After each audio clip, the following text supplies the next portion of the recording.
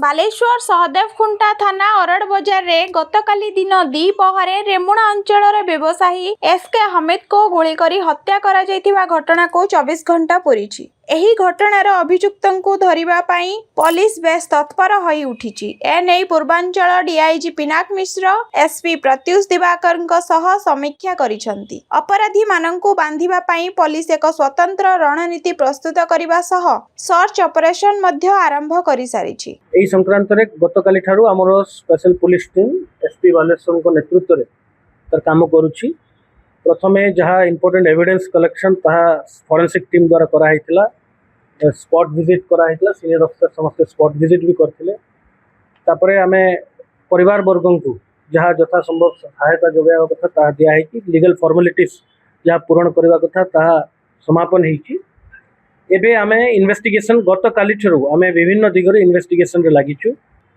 एबे हमरो प्रथम प्राथमिकता हला जे सॉलिड एविडेंस गैदर करबा वंस एविडेंस गैदर एवं जो एसएलएन जो माने आसिकरी फायरिंग करथिले तांको आइडेंटिफाई करी गिरफ्त करबा।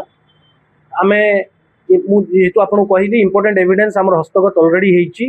एसपी निर्देश रे बछा बछा ऑफिसर मानंकु नै एक टीम गठित होईछि। एही टीम गुरुवार संध्यारू चारियाडे छानबीन आरंभ करि सारिछि। खूब शीघ्र पुलिस हेफाजत को अभियुक्त माने आसीबे बोली डीआईजी एवं एसपी आशा प्रकाश करिसंती। किंतु जेहेतु एटा हमकु प्रथम दृष्टया प्राइम फेसी जणा पडुछि जे एटा कन्स्पिरेसी हेछि एवं प्री प्लान्ड मर्डर।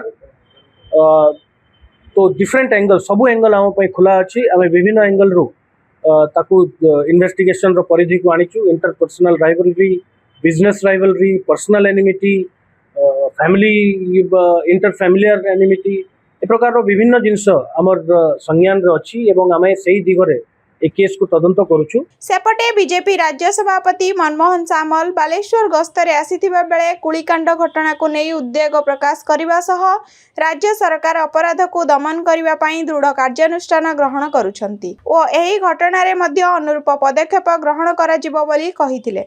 गतकाल आछि जो घटना घटियो ताको दृढ़तार सहित आम सरकार विदाउट एनी डिले गोटे मिनिट डिले न करी तापर कार्यानुष्ठान ग्रहण करिया सब जगह जोटी काम घटना घटी दृढ़तार सहित कार्यानुष्ठान ग्रहण करा। गुरुवार मध्याह्न एसके हमीद अरड़ बजार रे रहुतिबा तांको भौणीको घर को आसीथिले। तांको पिछा करी दुई जण दुर्बृत्त बाइक रे आसी सेठारे पहुंची कोपर को आखि बजा गुली वर्षा करी सेठारु पळाई जाइथिले। तुरंत हमीद को बालेश्वर जिला मुख्य चिकित्सालय को निया जाइथिला। डाक्टर परीक्षा करिबा परे तांको मृत घोषणा करिथिले। एही हत्या घटना रे 2टी 9mm पिस्तल व्यवहार करा जाइथिबा नै पुलिस संदेह करूछंती। केस रो मोटिव एबे जना पड़ी ना। एबे सुधा मु आपन कहली समस्त एंगल ओ खुला अछि।